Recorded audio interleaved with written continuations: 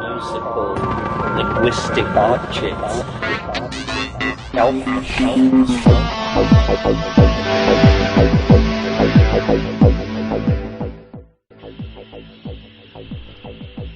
Greetings from Cyberdelic Space. This is Lorenzo, and I'm your host here in the Psychedelic Salon.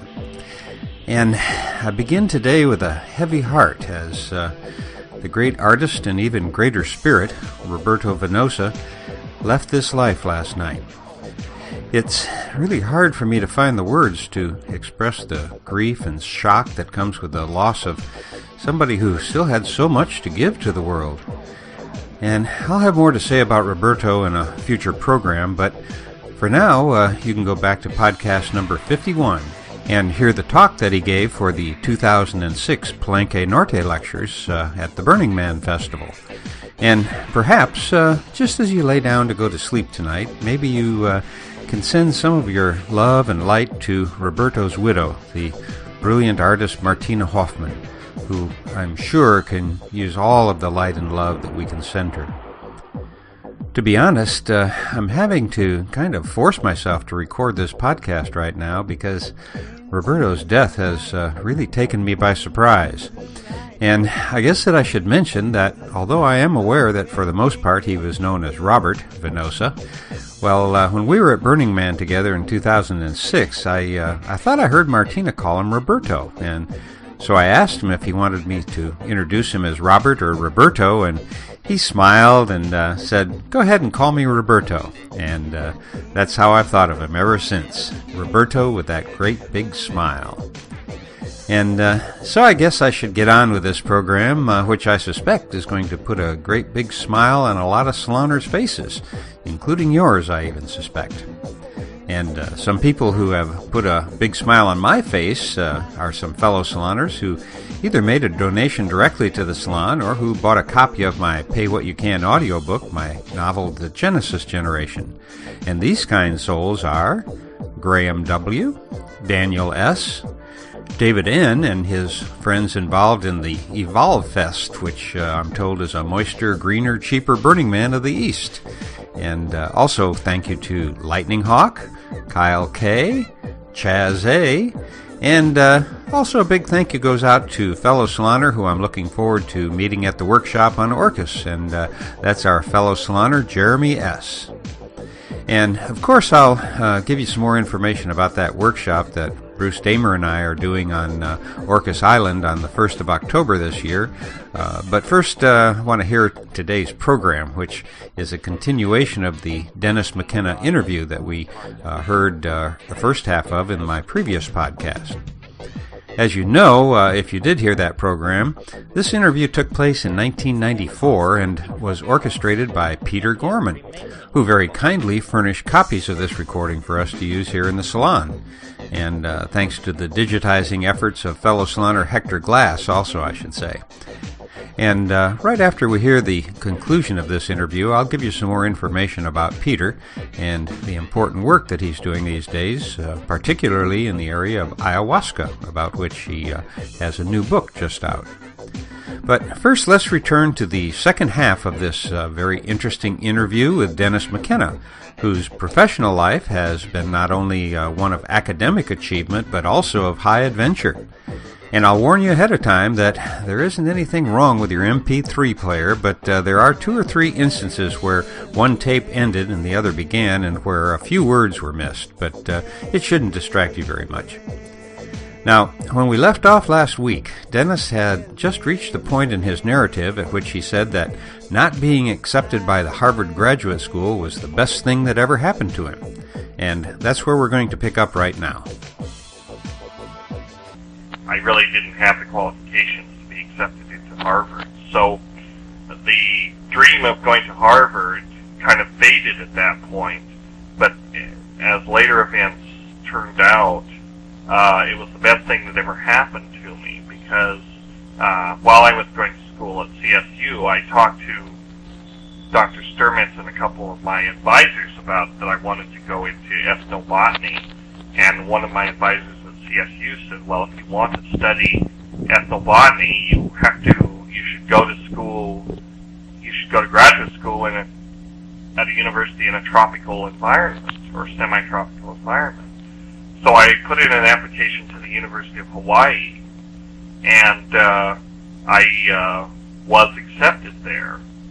And it wasn't clear what I was going to study, but when I got to the University of Hawaii a year later, this was 1976, I went up to the department, and I was still interested, of course, in cosmology and astronomy and all these big questions, still interested in science fiction.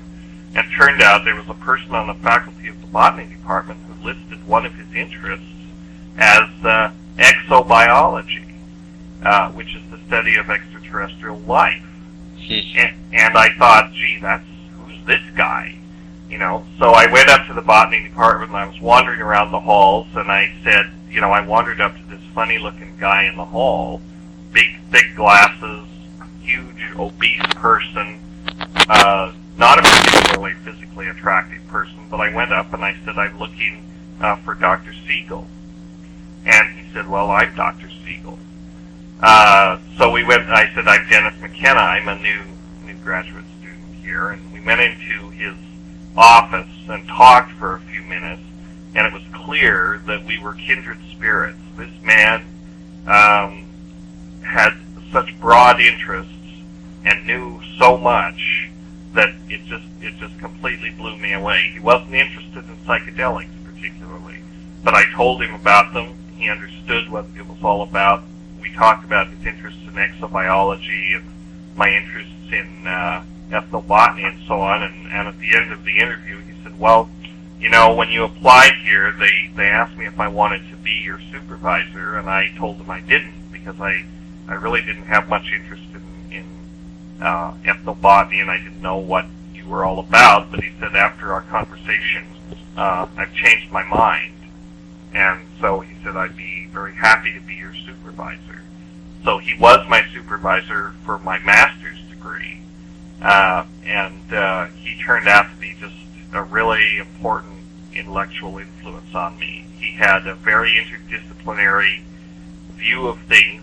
He had had grants from NASA for many years to study what he called extreme environments, and he was studying, basically, under what parameters could life exist. So he would simulate conditions thought to exist at the surface of Mars or thought to exist on Jupiter, and then he would put ordinary Earth organisms like onion seedlings and cacti and tarantulas into these extreme environments and see whether they could survive and how they did survive and what kind of biochemical changes took place in their physiology. As it turned out, many of these things adapted extremely well to Earth environment, to extreme environments, and could get along quite fine in environments where the UV flux, for example, was equivalent to that at the Martian surface, or he grew cacti underwater and they did just fine for many years. He was just an extremely creative person, and he could always see the relationships between different disciplines and different fields. And he was very encouraging in when I expressed a desire to study, the ergot alkaloids in Hawaiian woodrose seeds, for example, and that sort of thing. He said, fine, go to it, here's the lab, teach yourself phytochemistry. And so he really was a major influence, I have to say, in my intellectual development. He died a few years ago, and quite frankly, it hit me like it was as though my own father had died. In a lot of ways, he was my intellectual father and scientific father. And so I spent a wonderful 2 years under his tutelage, just learning everything he had to offer and just soaking it up, living in Hawaii, nice place to live. I knew how to grow mushrooms, and I was growing mushrooms, so I was better off than most graduate students. Mm-hmm. I was, it was actually a great time of my life, at least on the intellectual levels. I was having some personal problems with having to do with various women that were not responsive to my advances and so on. But basically, I was very happy. And at that time, another friend of Dr. Siegel's came out to visit, Neil Towers from the University of British Columbia. And Dr. Siegel and Neil had known each other for many years, and Dr. Siegel, being the kind of person that he did, whenever someone would come out that would be interesting, he'd invite all the graduate students from his lab up to his house, and we'd have dinner, and he was that kind of person. He really liked to socialize with his graduate students, and we loved to socialize with him. And so when Neil was in town, he invited us all up for a big dinner, and Neil and I got to talking, and he said, I've really been interested in this thing, this psilocybe something. Oh, you mean psilocybin? Right, that's it. And so Neil and I discovered this mutual interest. He was interested in psilocybin as a plant biochemist. He was interested in its biosynthesis and how its biosynthesis was genetically regulated and what the biochemical pathway of its synthesis was and so on. So he had a master's degree student working on this, a Chinese woman who really, it was just a project that he gave her. She knew nothing about its psychoactive properties. She took no interest in this. And I said, well, I'm quite interested in all this. And so why don't you think about letting me come to work for my PhD in your lab? And Neil said, sure, why not? So I was about a year and a half away from getting my master's at that time, but Neil and I kept in touch. And when I got my master's, he was as good as his word. And when the time came, he found support for me. I got a fellowship to the University of British Columbia, and I was all set. I left Hawaii, and I went to Vancouver, and I started in the program there. And originally, my dissertation project was defined as to investigate the genetics and the genetic regulation of psilocybin biosynthesis and the enzymology of psilocybin biosynthesis in using Psilocybe cubensis as a test organism. Mm-hmm. And the fact that I already knew how to grow mushrooms and I was quite good at it certainly was part of my qualifications. So actually, for the first year of my studies, I was working on that, developing methods for chemical analysis of psilocybin and working on some of the enzymology. And I actually had a growth chamber down in the basement of the botany building that was full of fruiting Stropharia cubensis. So it was quite interesting. Other people were growing. I'm jealous. I'm jealous. Yeah, a lot of people were, actually, because up in British Columbia, mushrooms were quite popular. And in fact, the president of the Graduate Students Association in the botany department, who was quite a character, and we still are fast friends, but he was quite a character. He told me when I first introduced myself in the graduate students meeting and said what I was working on, he said, well, I guess we know what you'll be bringing to the fall picnic. And as it turns out, I didn't, but it was quite fun. So I worked on that for about the first year that I was a graduate student in Neil Towers' lab. And then he called me in one day and he said, "You want to go to South America? I've got some extra money, and I'd like to send a couple of you graduate students down to collect some plants and do some ethnobotanical work." So of course I said, "Yup, my bags are packed. When do we leave?" And so I changed directions at that point. I rewrote my scope. The other graduate student and myself went to South America in January of '81, and we were there about 6 months collecting plants and making contacts, collecting ukuhe and ayahuasca both. And Don did his graduate work on another group of plants. He wasn't particularly interested in psychedelics. He was interested more in ethnomedicine. But we got along quite well, so that's when I had my first introduction to real ethnobotanical field work. Was really not in 71, but 81, when I went back to revisit all these issues that had really been raised in 71, but this time I had the tools, the scientific tools, to do something about it. So that's about it. I'm drifting off again. I'm not sure what the question was. You're doing fine. Okay. Let's move into botanical dimensions. Mm-hmm. Am I right in if I guess that botanical dimensions in Hawaii grows out of your interest, Terrence's interest, Kate's interest in, or Kat's interest in, the psychedelics, and from your experience in Hawaii that you had some connections, or how did you end up there, and tell us something about it? With botanical dimensions? Yeah. Well, it all really goes back to my undergraduate work in Hawaii when I was there for 3 years. During one of those periods, Terrence and Kat, I started my undergraduate work in Hawaii in 1976, and Terrence and Kat actually got married that year. So the next year they came out to Hawaii just for a vacation, but through some contacts in Hawaii, some real estate people in the real estate business, I knew about this land over on the Big Island. So they were going over there, so I said, you ought to look at this. Maybe it's a good deal.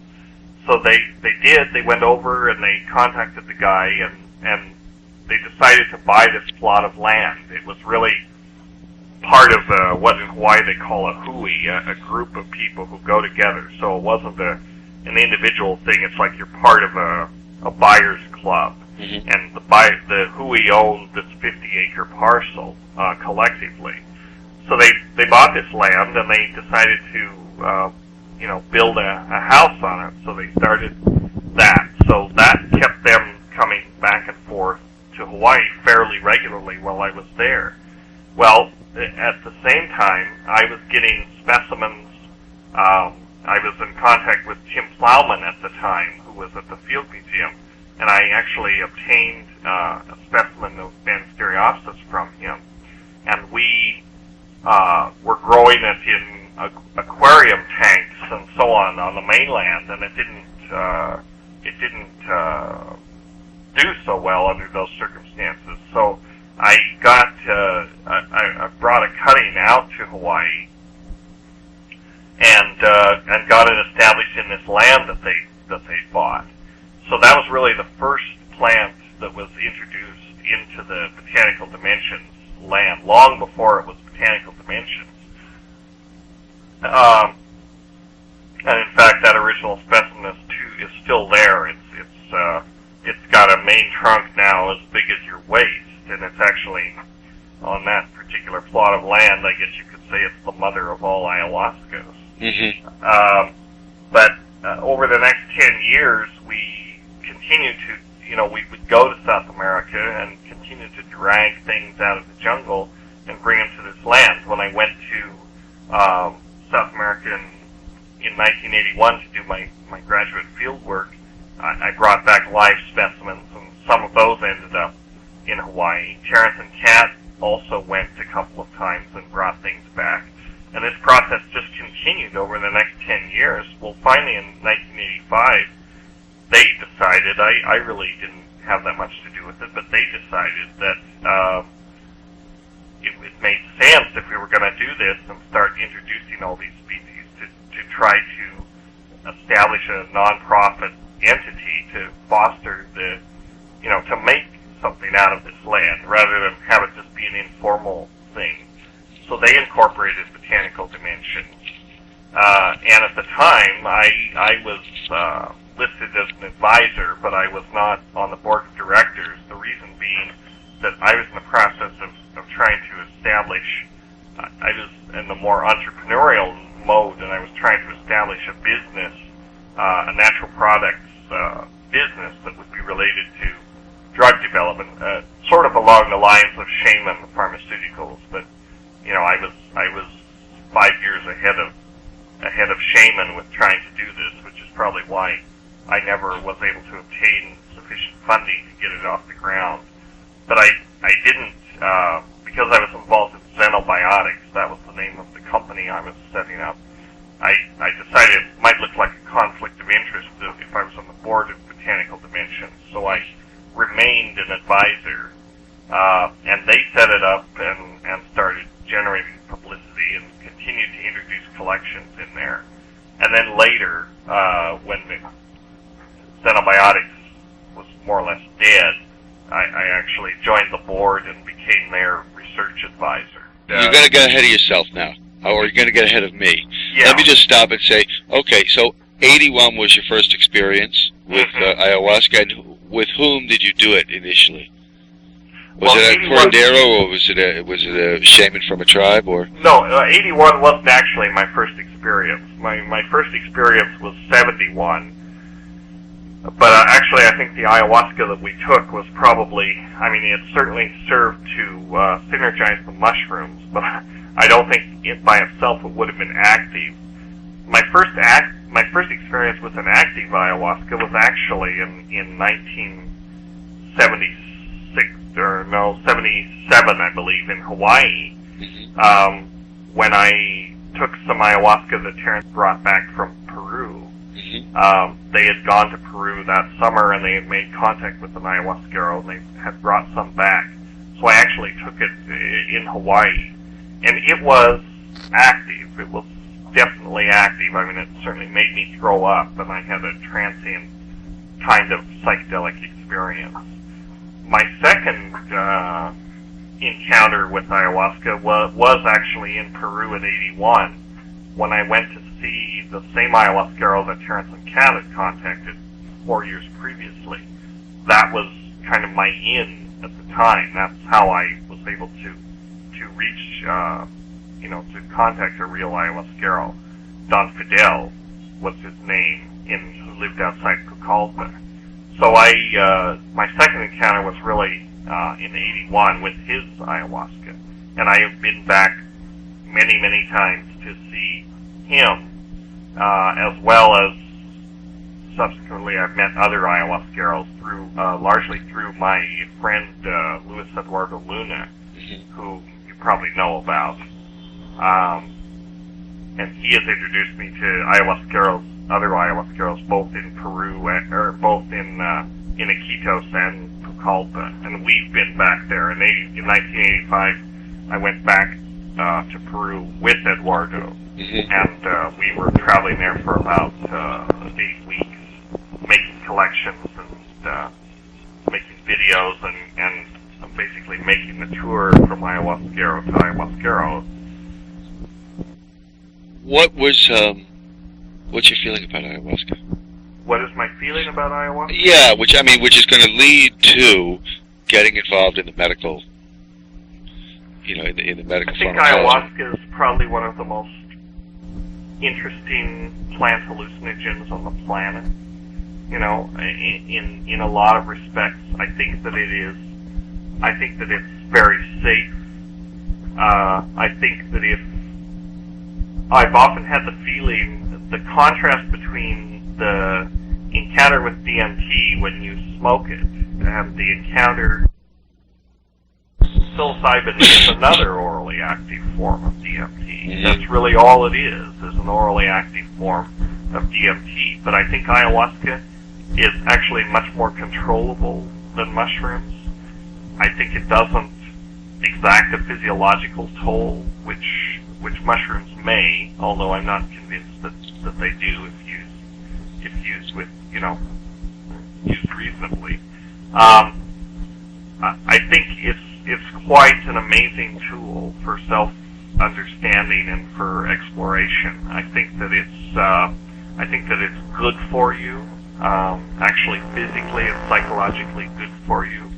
And I think it's interesting that the sociological phenomenon that goes with it is almost as interesting as the pharmacology. I mean, here, it started out originally as a very obscure aboriginal hallucinogen, which almost no one had heard of. I mean, if you were in the Amazon, you knew about it.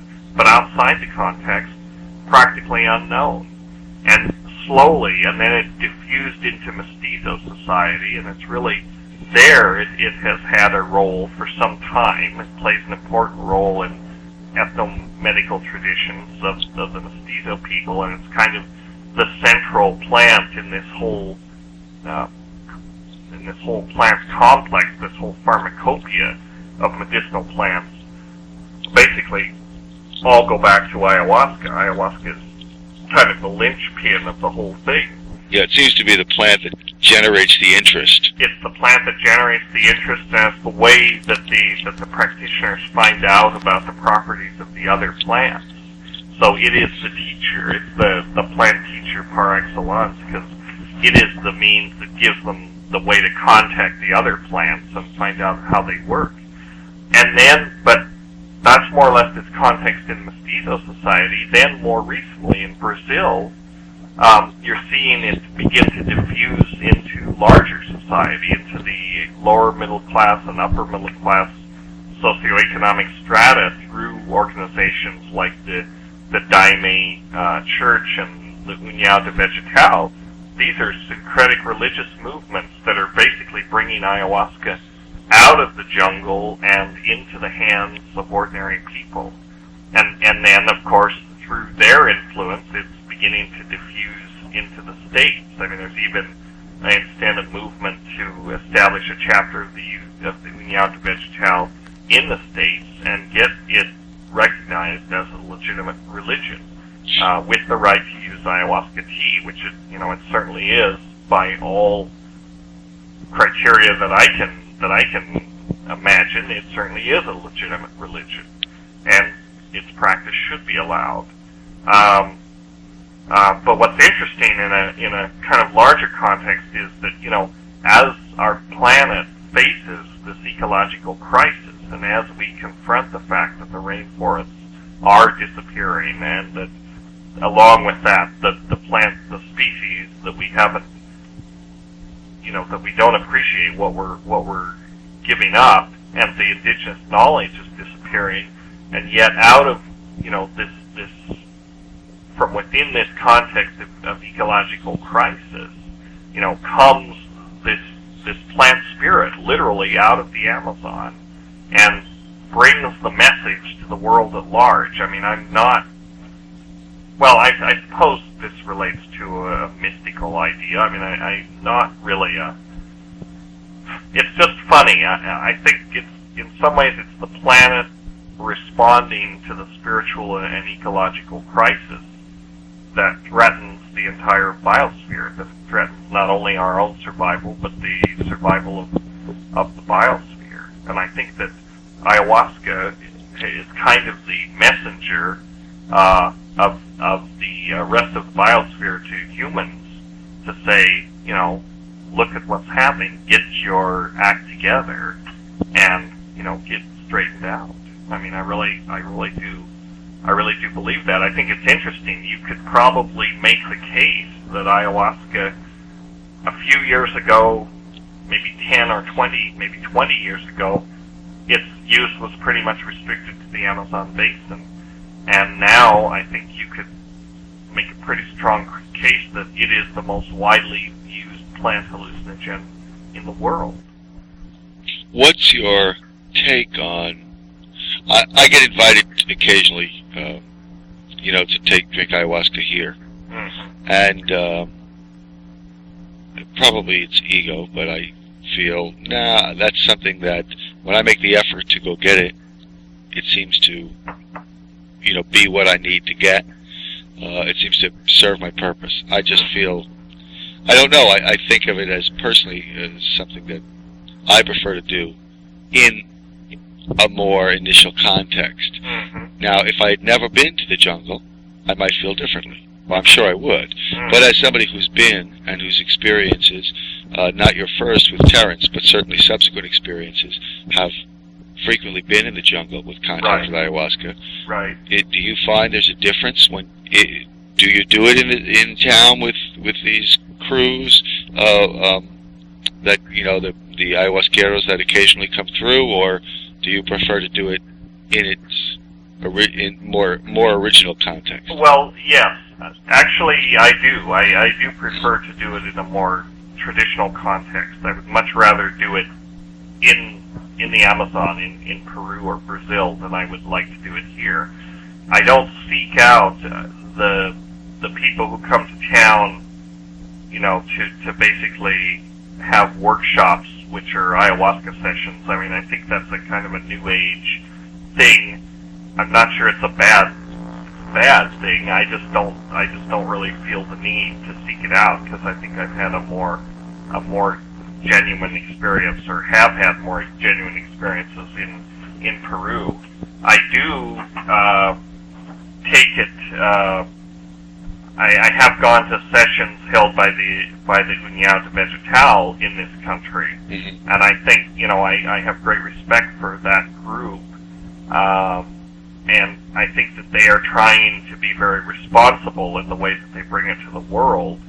I feel very concerned for them. I feel that they're quite naive, and that's my main worry, actually, about this business of trying to bring ayahuasca out of its traditional context and introduce it, in the context of this country. I'm worried that, as long as, in Brazil right now, ayahuasca is legal, and the government has recognized it's a legitimate religion, and they've said it's okay. It is not a drug problem. They've looked at it, and because it's used in a traditional context, basically people don't get into trouble with it. And the Brazilian government has taken a reasonable attitude, and basically saying, well, it's not out of control. This is not a drug problem, and so we are not going to make it into a drug problem by making it illegal or by trying to restrict its use. These people are quite capable of policing themselves, and they have, much stronger strictures against misuse or inappropriate use than any. So there's really no need to impose a legal, superstructure on this. But I do worry that if ayahuasca becomes widely distributed in the States, or widely known, if it becomes popular, if you will, then there are going to be repercussions down to South America. In other words, our government is able to put pressure on other governments, the Brazilian government, for example, to make this illegal. And I think that would be a shame.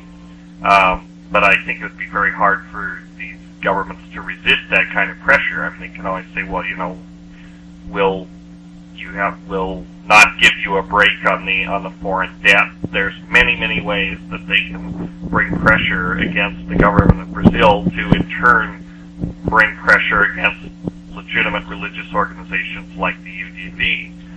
Now, having said that, it's possible that actually the UDV or some similar organization could be a test case in this country.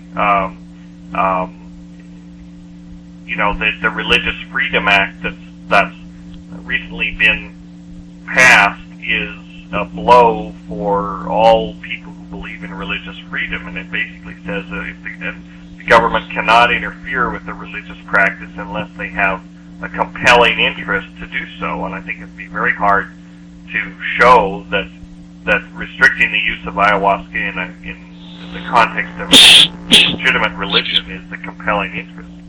So, I have mixed feelings about it. I mean, I feel that they're very naive. They have to be very careful in the way that they do this. It worries me that certain groups or certain individuals who are basically selling shamanism for commercial purposes and making a lot of money off it, but they have they apparently feel no responsibility to the larger issues. It's just, let's hold the sessions and make the money. And the problem with that is that it's going to become more and more widely known. It's already become widely known, and it'll become, without some kind of responsible approach to it, it'll just become another drug that is the focus of repression, and the potential benefits of it will be lost. So yes, I am concerned about this commercialization of it and the commercialization of shamanism in general. I mean, I think people are deluded if they think that they can go to an ayahuasca session in Marin County and get any idea of what it is really like to take it in a shamanic context. In the same time, that is not to say that they may not benefit from going to an ayahuasca session in Marin County. I mean, I know many people have, and many people do, but there's a need for discretion, and there's a need to, not popularize it. The mass media, in a lot of ways, does a disservice to these things. These are very delicate and culture-bound kinds of practices, and when suddenly they're broadcast all over the world and hyped through the mass media, these culture-bound practices are very vulnerable to basically being destroyed, and particularly when the use of a sacred substance is involved. I mean, it's no different than it ever was. I mean, when the Jesuits and the missionaries came to Mesoamerica, the first things to go, the first things to be stamped out were the knowledge of the sacred plants and the practice of using the sacred plants. Of course, they didn't succeed in stamping them out. They went underground and they continued to survive, and they still do survive. But it led to a very unfortunate period of repression. Yeah. And a lot of it has to do with, I suppose, the what would you call it, the repressive nature of Christianity. I mean, I think that Christianity... Well, the marriage of Christianity to Calvinist beliefs. The marriage of Christianity to Calvinist beliefs, exactly. I couldn't have put it better. I mean, the idea that, if it feels good, it's bad.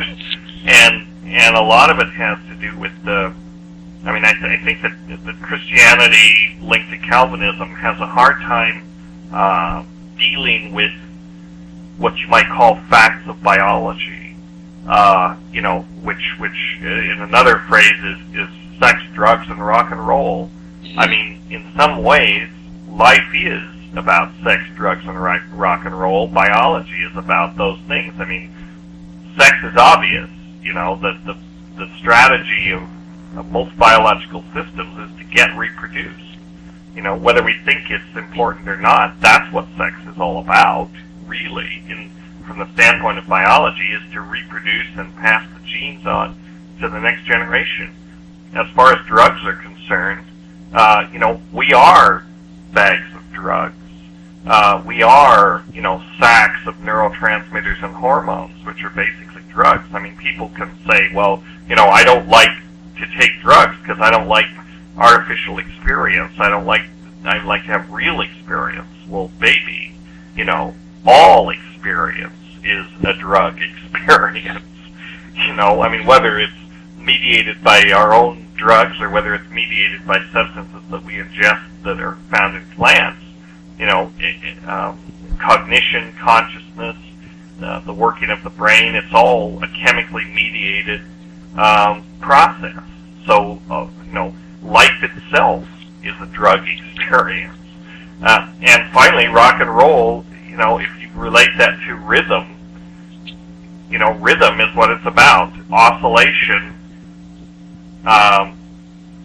is a fact of biology. That's what metabolism is. It's a clock-like turning over of neurotransmitters, enzymes, and hormone systems. So when you say, life is all about sex, drugs, and rock and roll, you could say it flippantly, but I think I actually believe there's a profound truth behind that observation. At least that's how I interpret it from the standpoint of a biologist. Yeah. Quickly, let me just get them out of the way. Are you currently working with Terrence on anything? Not really. Terrence we're going, we each have our own careers, and he more or less, has chosen to be a spokesman for all this and very much in the public eye, and I have chosen not to, I guess. I mean, I don't really seek out publicity. I prefer to work in the background. We're on good terms. We appear, well, actually, we don't make appearances that often together. I mean, like we did at the Seeds of Change conference, and I believe we're scheduled to have a CompuServe online forum in June. But he really is more or less the public one. I mean, he's kind of the spokesman and the philosopher and the metaphysician, and I prefer to be less publicly visible. And I guess if I had to put a label on myself in this context, I'm the scientist. I'm the nuts and bolts person. He gets all his good ideas from me, by the way. Does he? I would say so. Would he say so? Yes, I think if he's honest with himself, he'd have to acknowledge that. Okay. Which cuts out where are your points of disagreement with him? Huh? And then which eliminates the question of where are your points of disagreement with some of his primary lectures? Where are my points of disagreement? Well, I mean, if the ideas are coming from you, I don't imagine there are. The ideas are coming from me, but the interpretations are coming from you. Okay. Well, one point of disagreement that we have, I think he's loose with the facts. I think that, he will never let a fact get in the way of making a provocative statement. No, and he's a good storyteller. He's a good storyteller, but I think it's important to remember that they are stories, and that, he often makes mistakes in his lectures, and he often, even in his books, says things, again, I have to say this, because he didn't check it with me first. He didn't check his facts, and so there are a lot of often, well, in Food of the Gods, for example, many things are said which are just not correct. Issues on which there's no dispute. These are not philosophical issues. These are just misstatements of fact. So I think one criticism I have of him is that he's if he doesn't know something, he'll just make something up, so as to appear not to be completely ignorant on a subject. And as a scientist, that rankles. It's okay to say, I don't know. We don't know almost everything. What we do know is very little. So that's an area where we disagree. I guess another area where we disagree is another place that you could say we disagree has to do with the interpretation of all the events that came out of La Chorrera and the Invisible Landscape and True Hallucinations. But you kind of have to be familiar with, at least have read True Hallucinations to know what I'm talking about. But I think one place that we differ is that I don't necessarily buy all of the ideas that came out of that experience and which were set forth in the Invisible Landscape.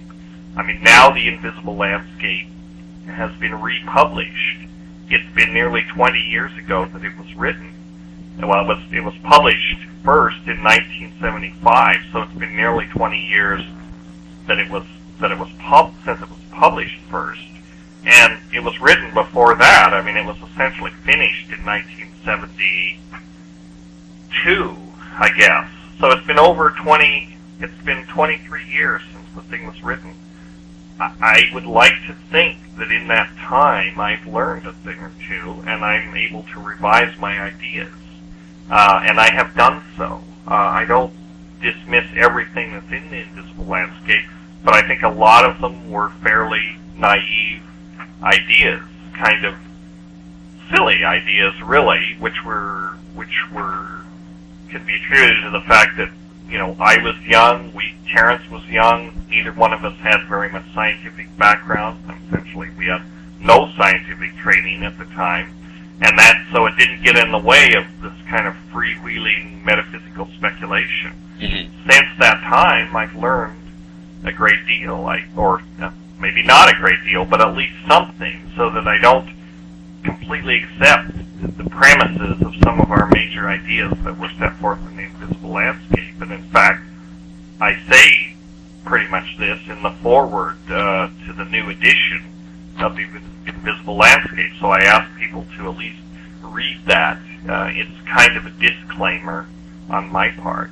Mm-hmm. I'm not sure Terrence feels that way. I think he may feel that the ideas are just as valid now. I mean, I think he even has told me that, he hasn't found a reason to change a thing in the way that he feels about some of these metaphysical ideas. And in a way, I think that's a shame, because, it's like saying, well, I haven't learned anything in 25 years. I have not found any new information which will make me alter my opinions one iota. I don't think that that's a very, that's not healthy intellectually. Also, I'm not sure how much it's true. He may just say that to irritate me, but to some degree, I think it's true. I mean, I think he really does have a basic underlying belief that somehow, at the base of it all of this is true. And I think, it's hard for me to go along with that. I mean, I think that, he can hold to that belief because these ideas have been unexamined for a long time. They've become incorporated into a kind of public litany, and for him to, abandon that now, it's like you abandon the cause. You kind of, you take up the flag for a radical set of ideas, and if you subsequently say, well, no, I was wrong, I mean, this isn't correct, then, it looks bad. So I think he's chosen to not really examine the ideas carefully, because that would force him to have to go back and perhaps repudiate some of them. Did that answer the question? Yes, and I find, my own experience limited, with ayahuasca over the years, is some of the things it generates in me. I look now and find myself blushing at a couple of early pieces, saying, yeah, I could have phrased that softer, a little less sure of myself. Right. But that's the other thing. That's another aspect of Terrence's, public gig, if you will, which I find somewhat disturbing. I mean, in some ways, I think it's great because he is a great storyteller. There's no doubt about it. He's fascinating to listen to, and he has, through the years, kept this alive. I mean, if you want to give him credit, I give him credit for keeping the issue of psychedelics alive and before the public, perhaps more than any other person. Because he just keeps talking about it, and he was talking about it all through the late 70s and early and 80s when the war on drugs was at its height. So that takes a certain amount of courage to keep bringing that up and throwing it in people's face. Having said that, though, I think that maybe because he attaches it to a lot of ideas that are fairly radical and hard to support. In some ways, he's done the scientific investigation, the scientific community that really wants to look at psychedelics in a more serious, or I don't know if serious is the word, a more objective kind of context, a kind of a disservice, because he links them to ideas, which are pretty off the wall, this notion that they are, somehow linked to extraterrestrials and this kind of thing. I mean, it may well be true. We don't know. But I think the important thing, the thing to say, if you're honest, is we don't know, rather than asserting that this is so. I mean, I think you could certainly make the case, for example, that Timothy Leary, was a man. I mean, I feel I have great admiration for Tim in some ways. I think that he was a man kind of caught on a historical wave. I mean, if it had to have been him, maybe it would have been someone else. But on one hand, you can say, well, Timothy Leary, did more than any other single person to destroy psychedelic research in this country. I mean, it's largely because of his inflammatory statements and his radical stance that, America at large, middle America, became hysterical, they became frightened, and they decided basically just to shut down the whole thing, to repress it as much as they could, largely because of the statements that this very flamboyant person was out there, and people were concerned that, concerned for their children and this kind of thing, rightly or wrongly, obviously, but, so they decided, we're just gonna shove this whole thing under the rug, and they managed to do so, including scientific research, which was going on, steadily at that time. Basically it all stopped. Yeah. 20 years. And I'm concerned that Terence may be doing a similar disservice at this time. I mean, with people making radical statements, there's a chance that, again, we could revisit this. Hopefully we're a little wiser this time around. But difficult position, though, to be the front man, whether it's a rock and roll band or, the spokesman for any group or movement. Listen to really ardent followers who really want you to take the next step. Right. And then, unfortunately, there's going to be that journalist there who says, that's the comment that'll make the headline. Mm-hmm. Which may or may not be your headline comment. Right. But the thing is, I mean, I don't think Terence's message, his rap, is so idiosyncratic that I don't think he's the spokesman for any psychedelic movement. I think many people in the psychedelic movement, including myself, would disagree strongly with a great deal of what he says. So he's kind of taken this very idiosyncratic approach, and so people shouldn't, particularly the mass media, should not get the idea that this guy speaks for the whole movement. He doesn't. Right. Unfortunately, the mass media is not going to take the time to seek They out don't. the next guy. They're going to go to, hey, 20 people are speaking on it over at the Open Center, but only one gets the Open Center at Cooper Union. So let's go. And I did see you there a couple of years ago. Yeah. But, Terrence got it and, fills the place, and you say, you know what I mean? And that's the one that generates the interest. I know. I know, exactly. So I do understand So that the good and bad of it all. Huh? I do understand the good and bad of it all, of Right. Timothy Leary and then the other side. A person in that position, a guy who can pack the houses every time, I feel has a larger responsibility to the psychedelic community to refrain from making these completely off-the-wall comments, and to actually tell it like it is, not how he imagines it to be. And of course, the other side of it is people go to hear the off-the-wall comments. That's what they're there to hear. I think people should view it as theater and not as, someone pronouncing truth necessarily. I mean, I'm sure that Terence views it as theater. I can't believe that he takes what he says seriously. I mean, I can tell you that he doesn't. Much of what he says it because it's going to get a rise out of somebody. He's always been that way. I mean, never let the fact get in the way of a provocative statement. I mean, the provocative statement is the important thing. If the facts happen to disagree with it, well, then, we'll just ignore those. It's kind of like Murphy's Law, I think, or not Murphy's Law, but one of those similar laws of science. People say jokingly, if the facts fail to agree with the theory, they must be disposed of. And that's sort of Terence's approach to these things. Which I think is unfortunate, actually, because the story itself is far out enough. You don't really have to distort the facts or invoke, elf machines from Dimension X to make it far out. I think I don't know if it's, if it's a concern. There are people like me in the audience who don't always take him at his word. Mm-hmm. Who actually think, okay, he's Irish, I'm Irish, he sounds like, my big brother talking, and my big brother never hit 2 sewer home runs if I didn't see them.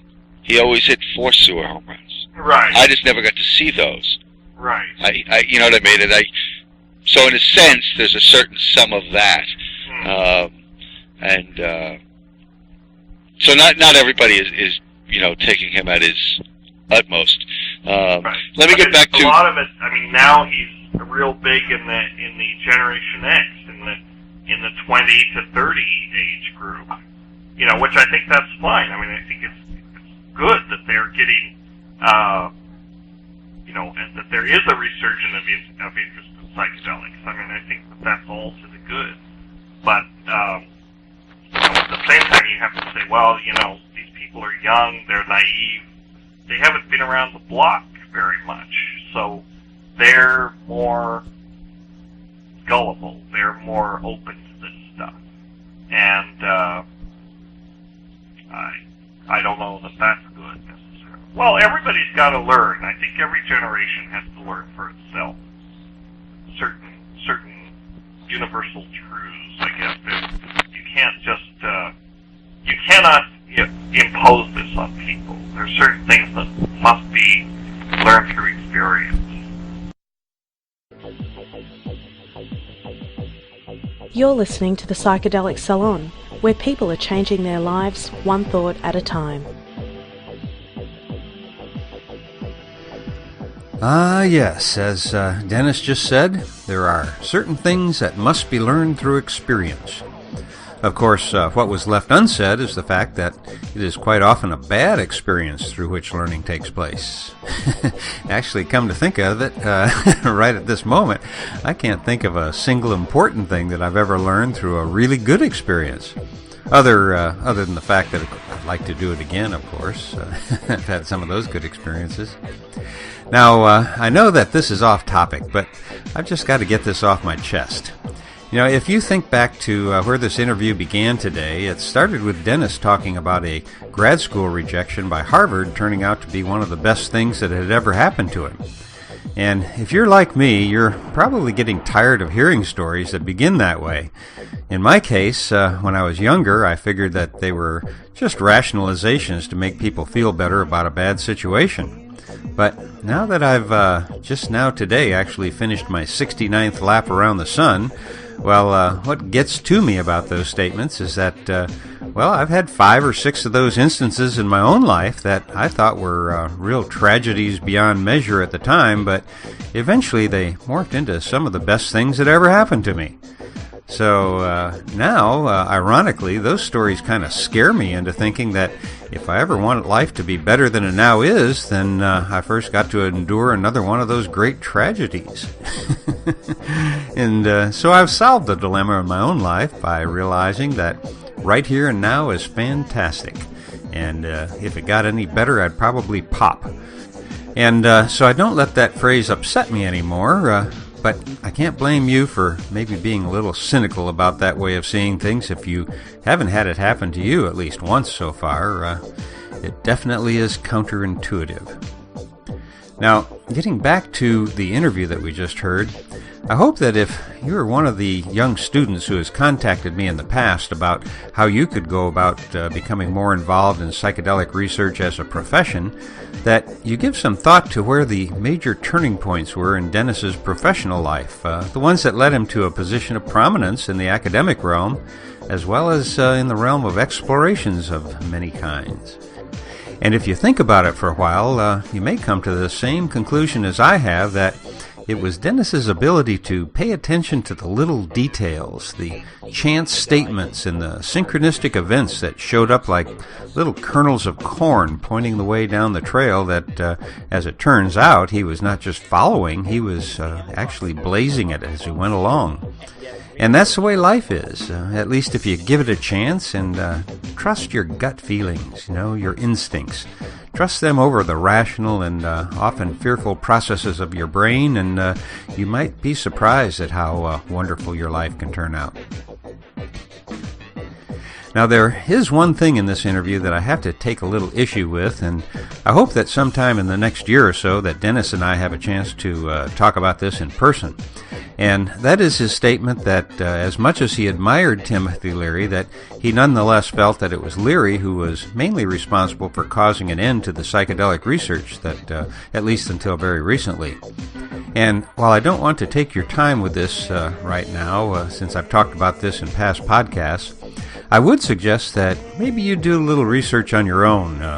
Read some of the news articles from back in those days, and then compare what Leary was doing when he was tripping with a dozen or so spiritually inclined followers with what Ken Kesey was doing when he and his friends were dosing thousands of people at a time, many of them unsuspecting. Granted, Leary eventually came under the influence of Kesey and made a public spectacle of himself for a while, but in my opinion, I put the majority of blame for ruining a good thing squarely on the shoulders of Ken Kesey. But hey, that's just my opinion, and ultimately it's only your opinion that is going to be of any matter to you. So if you're interested in this topic, read a few books and a few websites about those interesting times, and then come to your own conclusions. And the fact of the matter is that your opinion is every bit as valid as mine, and probably more so, now that I think about it. Now, back to today's program, and it was what I consider to be the very best and fairest critique of the work of Terence McKenna that I've yet heard. Well, the main thing I want to say is that I hope that you'll now be inspired to question everyone you hear speak in these podcasts, and especially me, because what psychedelic thinking is all about is about you taking charge of your own mind and thinking for yourself and questioning authority. Any and all authorities, role models, mentors, teachers, friends, and family members, just to mention a few. Inform yourself and then form your own opinions about this world, and then act accordingly. Okay, that's enough of the soapbox for today, particularly because I still have a bunch of other things I want to tell you. First of all, I want to be sure to once again thank Hector Glass, who digitized the tape that this recording was made on, made by Peter Gorman, who also conducted the interview, as you already know. And Peter has been kind enough to furnish some other talks that we'll be hearing in future podcasts. Also, he's somebody to know if you're interested in exploring the plant mixture known as ayahuasca. And a good place to begin would be by reading his new book, Ayahuasca in My Blood, 25 Years of Medicine Dreaming. And I'll put a link to that along with the program notes for this podcast and a link to Peter's main website. Now, I was going to end my remarks today by saying a few words about what's going on in the UK and the rest of the world right now, and about an idea that goes by the name of Anonymous. But to tell the truth, I've had enough heavy stuff for one day, and so I'm going to end on a lighter note by reading two comments that were recently posted on our Notes from the Psychedelic Salon website. And by the way, that's really about the only sure way for me to see any messages from you. If you're like me, you're having problems keeping up with email, Facebook mail, Twitter mail, and all those other sources of messages. But the one thing that I never miss are the comments that you post on the Salon Notes blog. You see, a huge amount of spam is posted there each day, and so the comments are not automatically posted to the website once you click the post button. What happens is that each day I have to go out and delete the posts in the spam folder and then individually approve the valid comments. So a couple of days ago I checked the comments folder and found a comment that read, Lorenzo, I love the goofiness. I love the fact that you are actually doing this for grandchildren. Anyway, I think you are onto something when you mention those coincidences. After all, they are a key to what's being talked about. In one way, being connections between more dots in the universe. Please mention as many of those that you experience as you can. And I started to think about, what could I say? But at the very next instant almost, I went to the next comment to approve, and it was for a completely different podcast, and it turns out it came in about 6 hours after the one I just read to you. Now this one read, Hector. So there I was, about to click on my bookmark to the Psychedelic Salon to check if there was a new episode, when, for some reason, I thought back to the time I was in Peru where I met someone who also was a regular listener of this wonderful podcast. That person's face was in my mind when I clicked the link, and then, lo and behold, there he was smiling with his arm around Lorenzo. A hell of a synchronicity for me. Hope you're doing well, Hector. Ian from Scotland. Now, while this isn't a synchronicity, I want to let Lefty know that I really enjoyed his podcast number 112 from Lefty's Lounge, which, by the way, you can find on the most excellent cannabis podcast network at dopefiend.co.uk. So Lefty, there I was a couple of nights ago, cooking dinner and listening to your podcast, when I stopped and took a little sip of wine, just as you got to the punchline in that Mr. Roach clip segment. And, well, as a kid, I can remember having milk come out of my nose when an unexpected laugh came on, but this is the first time that it ever happened with wine. And in case you're wondering, I definitely do not recommend snorting wine. But I most certainly do recommend listening to Lefty's Lounge whenever you're in the mood for good music and good comedy. And, hey, thanks for the laugh, Lefty. I really needed it. Well, I guess that's about... Oh, wait. One thing I almost forgot to mention, the workshop that Bruce Damer and I are going to be leading at the Outlook Inn on Orcas Island, Washington on October 1st. It's actually going to take place on September 30th, that evening, October 1st all day, and Sunday morning, October 2nd. But it's easier just to think of it as October 1st. And you can find out more about it on a website that should be going live any minute now. And you can find that at www.somaticrevolution.com. That's SOMATICREVOLUTION, somaticrevolution.com. And tickets for the 3-day event are only $45, and neither Bruce nor I are getting a speaking fee from this, just expenses. And once all of the expenses are covered, anything that's left over is going to be donated to the Shulgins to help with Sasha's care. Now, I should mention that if you're planning on attending, then you should probably make your reservation early, as we're planning on keeping this a rather small gathering so that we can all get to know one another a little better. And so there should be plenty of time for you to add your voice and thoughts to what we are calling a conversation on consciousness, culture, and the future. And if this podcast wasn't already so long, I'd go into more details about it. But I'm going to have to save that for the next program, as we're already way over what I consider a reasonable length for me to talk in one of these podcasts. And so I'll close today by reminding you once again that this and most of the podcasts from the Psychedelic Salon are freely available for you to use in your own audio projects under the Creative Commons Attribution Non-Commercial Share-alike 3.0 license. And if you have any questions about that, just click the Creative Commons link at the bottom of the Psychedelic Salon webpage, which you can get to via psychedelicsalon.us. And if you are interested in some of the stories that may or may not have led you and me to where we are sharing this moment together right now, you can read a few of them in my novel, The Genesis Generation, which is available in Kindle and other ebook formats, as well as a pay-what-you-can audiobook read by me. And you can find out more about that at genesisgeneration.us. And for now, this is Lorenzo signing off from Cyberdelic Space. Be well, my friends.